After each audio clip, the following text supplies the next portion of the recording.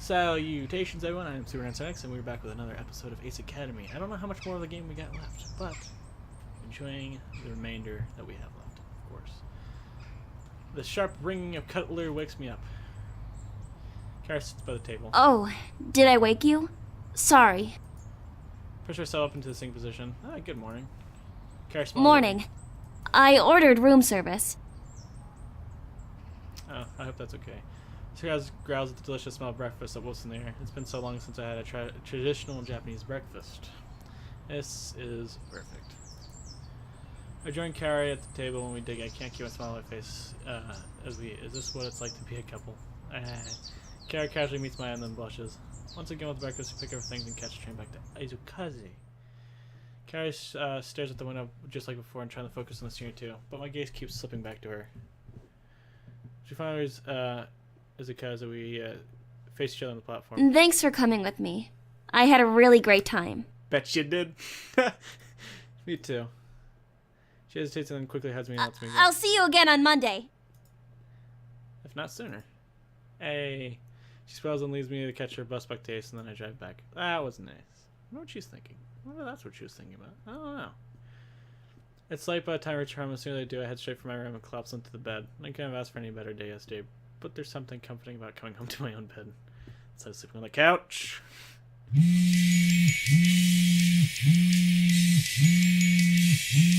Call from Nikki. Of course I answer. Hello? Thank God you're home. She bends quickly and almost out of breath. Can you pick me up from the bookstore?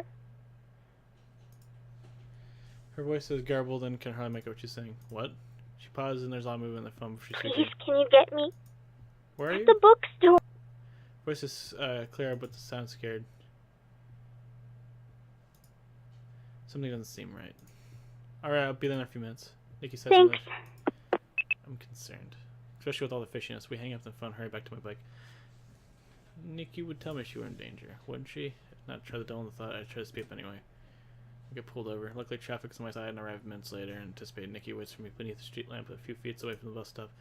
You can make Ken's dark mop of hair beside her. A little strange that she's not under the bus awning. What's Ken doing here? Nikki straightens up as I slow down and flecks a blood stain her clothes and dark bruise marks her skin. Ken steps in the light to greet me. I wince when I see him. His left eye and cheeks are puffy, staring turn purple. Blood drips down his face and it cut his temple. He must have tried to clean it because his forehead smeared with streaks of red. Top end of me, I park my bike and rush over to him. He throws her arms around me and hugs me tightly. So glad you're here. What the hell happened? Oh my god, Nikki, are you okay? Yeah, I'm fine.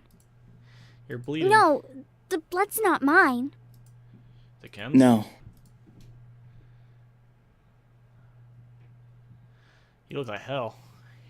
He tries to smile, then dabs a swollen lip with his finger, now stained with fresh blood. He turns himself stiffly and leans towards the lamppost for He support. saved me from those guys. What guys? I don't know. There was a group of them.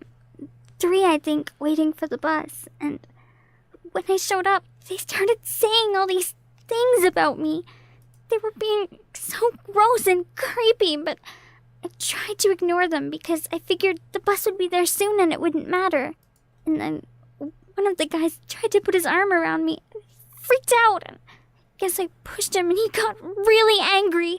And then the other guy grabbed me and... My blood runs cold.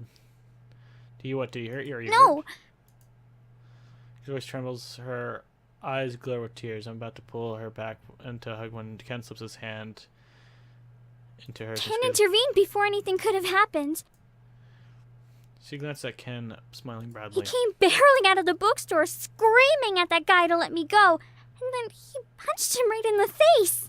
The guy was super angry, and he and his friends ganged up on him. How'd you get your bruises then? She I frowns. tried to stop them from ganging up on Ken. You what you're thinking about joining the fight? You could have been seriously injured. Nikki sets her jaw. There was no way I was going to let Ken fight them alone. Especially not when this fight only happened because of me. Too stunned by her outburst to reply. Of course, I'm not pleased that she put herself in danger, but part of me is also a little But- proud. I didn't really need to help. I raise an eyebrow. Ken beat 2 of them up by himself. The 3rd one had to help them up so they could escape. What? Like skeptical Ken. I wouldn't say he's scrawny, but he's no muscle man either. Ken's just nursery. I think it's something I can I have some experience with martial arts. What do you mean, some experience? You're a second dan black belt! He's a what? I certainly was not expecting that. You threw yourself in harm's way. Of course. Ken maintains eye contact, answers with convincing Nixie postures. Anyway, I told Ken he should go back inside, but he refused. It's not safe for her to wait alone. Taking a look at Ken.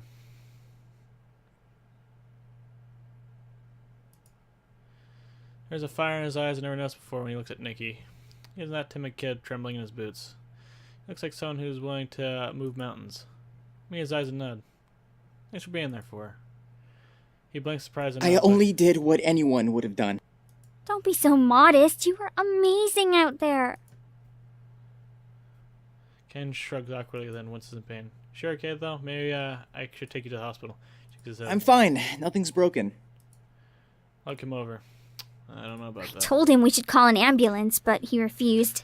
I promise, I'm okay. I'm sorry for causing you such trouble. On those rare times, I wish my bike could fit more people.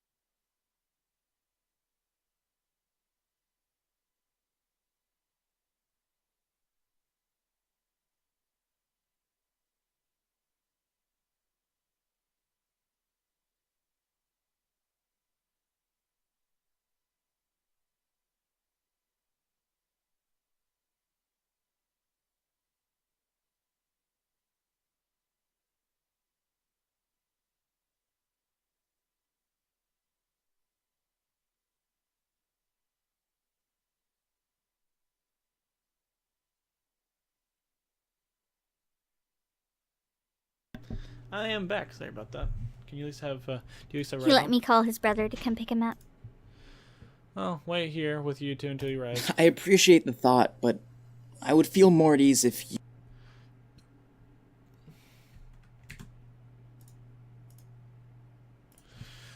Nikki shakes her What head. if they come back? I know my brother will be here in a few minutes. I can afford to wait a few Me minutes. too. Glance dimly at the bookstore. Bookstore's open, maybe we can wait inside there. They're probably in the middle of closing. I'm sure your coworkers will let you back in. They're probably wondering what happened to you anyway.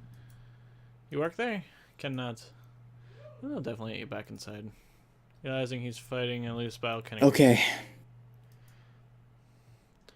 Nikki, I go support him, but manages to walk by himself. As we head in the bookstore, his coworkers rush to help out, asking questions what happened. Bookstore is the cafe.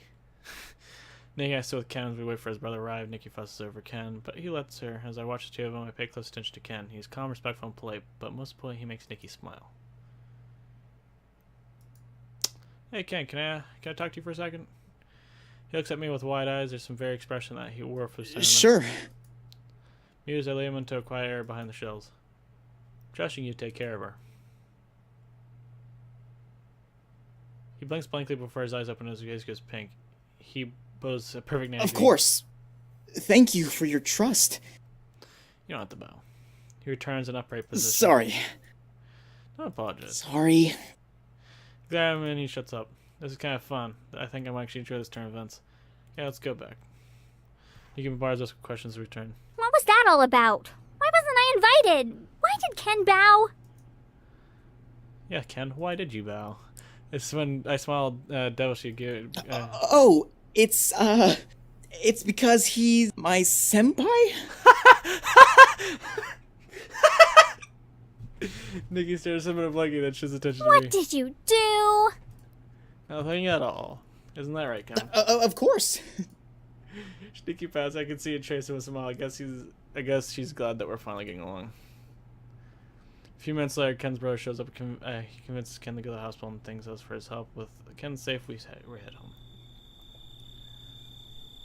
Nikki yields a huge rush when we step in the living room. Her face is usually serious. She hangs her head and stares at our I'm feet. so sorry. Why? If I hadn't gone to visit Ken, I wouldn't have lost track of time and stayed out so late, and then I wouldn't have gotten into this mess and made everyone worry. Maybe what happened wasn't your fault. She glanced up at me. But if I... Oh, no, it was your fault. What happens is to follow those guys, and if I ever find out who they are, I'm going to finish what Ken started. Nikki smiles weakly and nods. I think I'll go take a shower. Yeah, probably good after today. Getting, by the way, Ken, you go, dude. I didn't know the guy had him.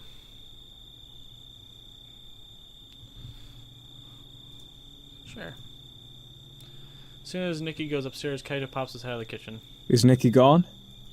Yeah. Pauses and gives me no Did look. something happen? I debate telling Kaito about the incident, but I don't know the needs to worry. He looks like he has something on his mind. It's fine, what's up? I heard back from the PI. What do you say? Ezra Wilson. Drunk driver? Yeah. What do you really know about him? He and Dad used to work together at Middle Energy. They were on every project together, and he used to come to the house all the time when we were growing up. I thought him and Dad were friends. His voice trails off. Blood alcohol was over the legal limit. It's not like the cops could ask him about it due to his coma, nor was there any evidence which indicated this was more than a cut-and-dried drunk driving incident. There was no incentive to investigate further, so that was all I was listening Well, it for. turns out Ezra was stalking your father. I found that doesn't make sense. They saw each other every day at work. Why? The PI read about a huge fire at Midori Energy the week before your parents' accident. He spoke to a few people and found out that the fire destroyed important documents which contained all the research from Midori's latest project. I wonder what that is. I rack my brain. I think I might remember hearing something The about documents which were destroyed was your father's and Ezra's research.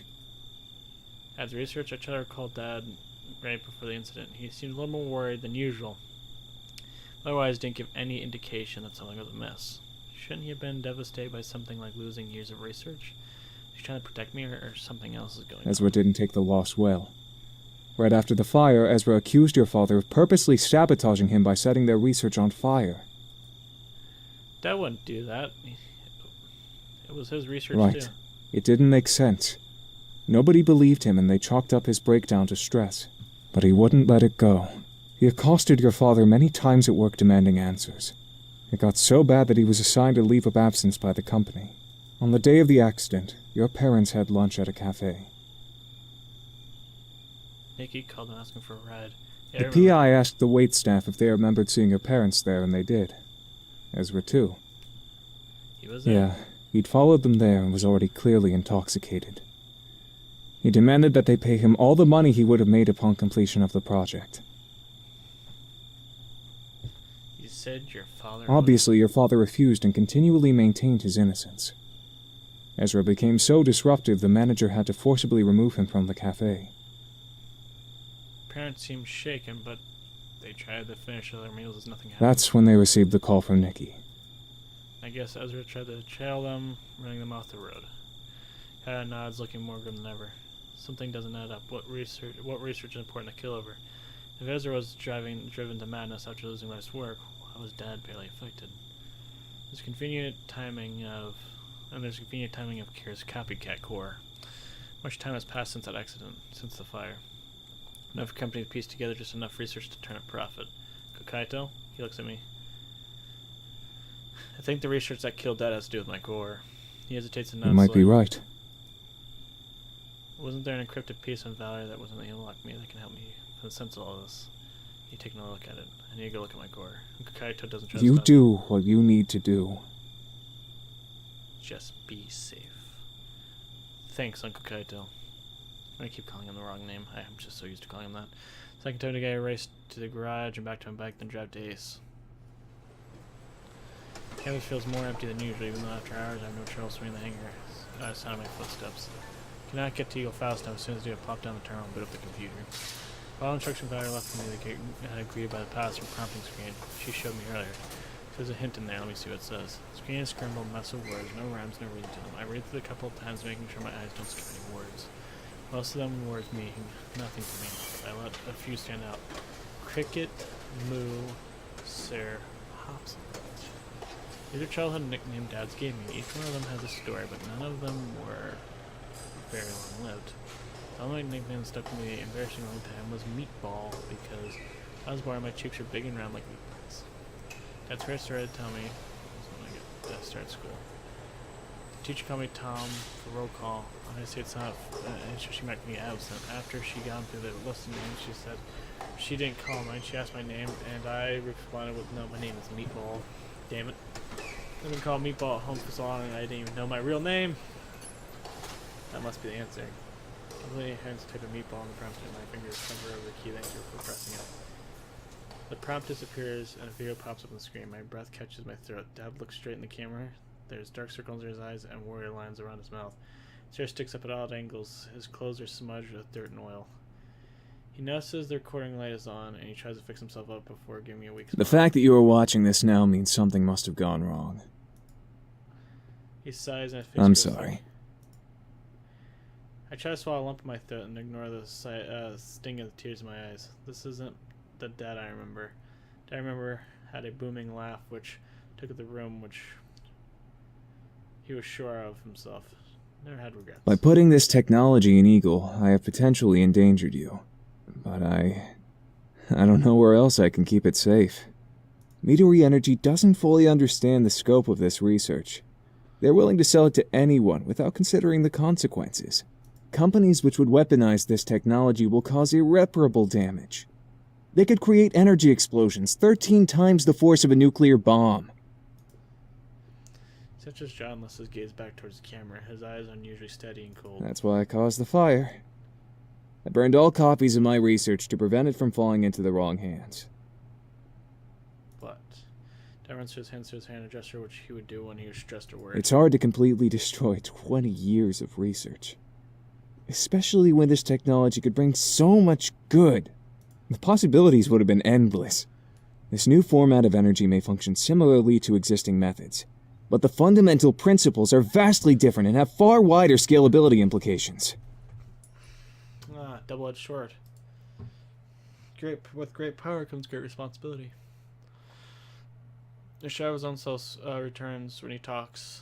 I catch a glimpse of his genuine smile. That was always a bit of a daydreamer. His face becomes a grin. And that is why this core is sitting in Eagle now. Damn.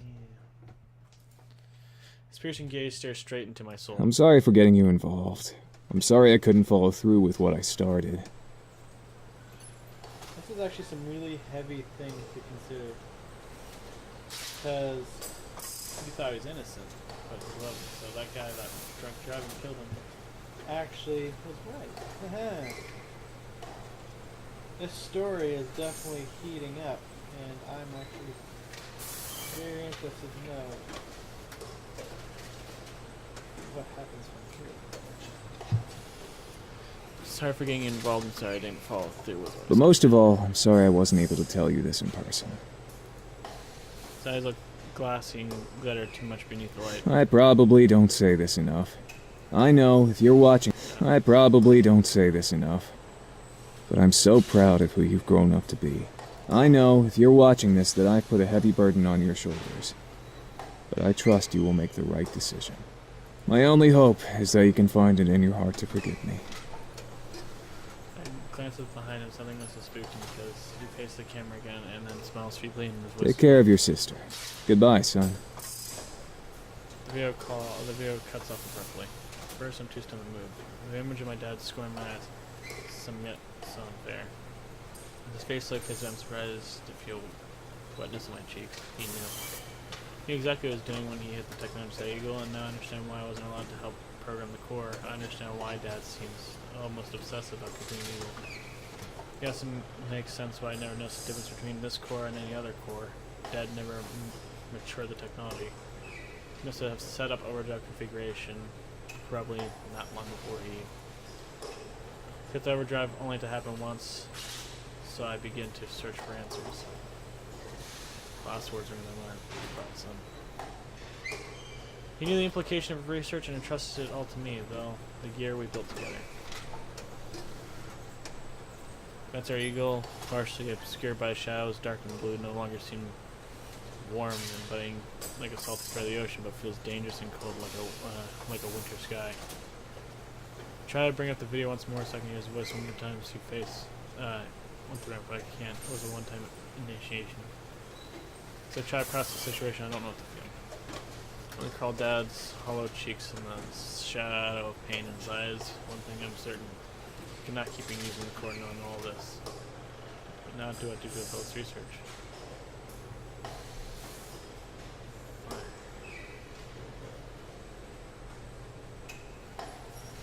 It's your dad's legacy, but he trusted to you. So it's up to you. I think keep it protected. Sometimes Dad had too much right to be because you're fired by the vehicles. He only carried back a future for us, and he was willing to die to make those dreams reality. And he's seen that the future wanted was one thing. I don't want Dad to sacrifice to be in vain. I don't want that. I want him to achieve his dreams. Now with the ladder beside you, go up in the cockpit. And then the key sequence which unlocks the panel. The beating heart gives off a faint pulse of energy. I open the terminal screen in my cockpit to find a source of information for my core. After collecting all the schematics and data drive, set at an impossible run instance. The logo continues to brighten more and more after a zapping noise. It becomes an opaque object. As for anyone would know, the core problems with the company who will utilize it properly. Until I know what that is, I'll keep it safe with me and not bring any more attention to it. Showing all I had none. I can't keep using it as a leg up against the competition. Eagle will use a regular core from now on. Stand there, suddenly feel so tired and lost. Without thinking, I pulled the phone out and without first knowing his mind. Hello? Carrie, can we meet? 2 seconds. Okay. Where are you? So surprised she didn't ask me why, but she must have sensed her my voice at the hangar, but I'd rather not meet here. Can we meet at your dorm? She asked. Okay. Thanks, see you soon. I hang up the phone as it days and make my way to Coward's dorm. This time I had no trouble getting past the front desk as soon knocking her door. She flings out the door and looks at me intensely before letting me in. I sit on the couch and she sits beside What's me. going on? You're acting a little strange. Sorry, it's been a long day. There's something I need to tell you. She glances at my clenched Does it hand. have anything to do with that? Yeah. What is it? Share the drive. Kara gives me a question like, it's the data to my Why core. do you have your core's data in your hands? Downloaded it from Eagle. Obviously. But why? I sigh and tell her everything I learned. She listens quietly, but her expression darkens. That's so... I mean... How does... That's so... I mean... How does... Blink in surprise, not after he is rendered speechless. I know it's a lot to take That's in. not it. Well, it is a lot to take in, but... I'm sorry your dad put this burden on you. She looks sideways at me. But if he had to trust somebody with this decision, I suppose he was right to trust you. So you agree with my choice? Kara nods. It's what I would have done. Your core was way more than just a core. Knowing that, how could you continue to use it in the same way? Besides, we can always find you a new core. I'm sure Valerie would enjoy the challenge of building a core from scratch. And you already have some experience in doing that. Plus, I could help too.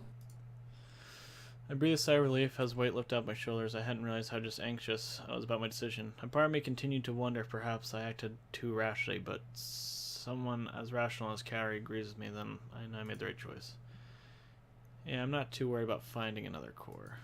Carrie thinks. Although, if you want to get rid of the source data completely, you might want to talk to Valerie. Since she's worked on your core, she might have a copy of blueprints or something. Good call. I'll talk to her later. Relapse into silence. Sorry, I guess it's kind of boring to be around right now. Carrie Better shrugs. than you acting like a pervert all the time. Hey. She's trying to make a joke. Sorry, I didn't mean to make light of the situation. I smile warmly. That's okay. It's exactly what I needed. Glance at her for once. She looks sympathetic, but her lips pressed into. You can't change what's happened in the past, so there's no use dwelling on it. Fair enough. Maybe there's so many unanswered I questions. know. It's okay to want to make sense of things, but only if that'll help you process what has happened. She sits and clasps my hands or hairs and looks. If you want to find answers, I will help you. Aw. Really? Yes.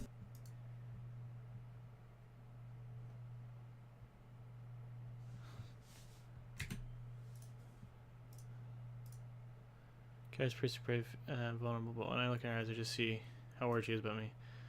If I get on this hole, who knows if I'll be able to grow up again. I don't know who's fixing the past and able to move forward. Thanks, but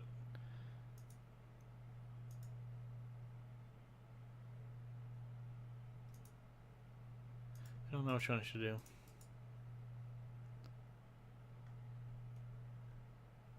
Yes.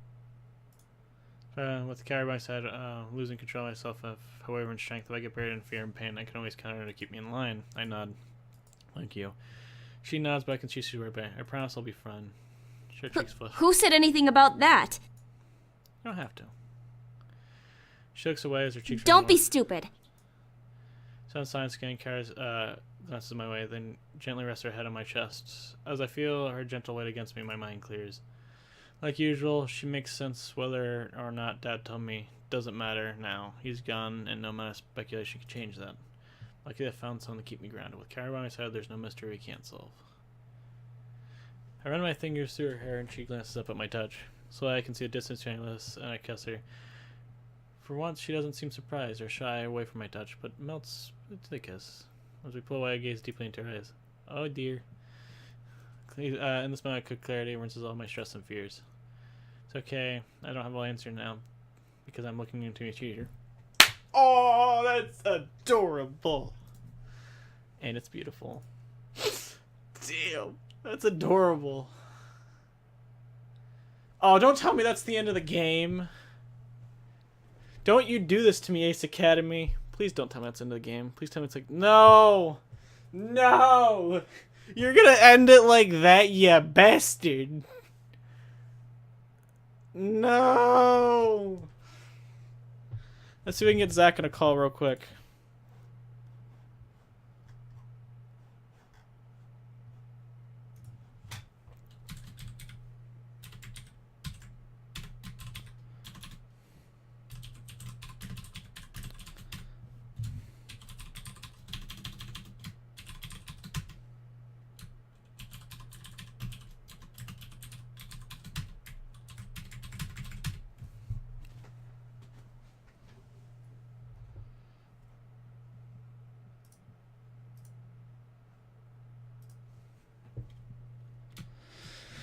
Oh no, that's such a... Oh, please tell me the game just didn't crash. I probably crashed the game. Yay! I love when I crash the game. It's my favorite.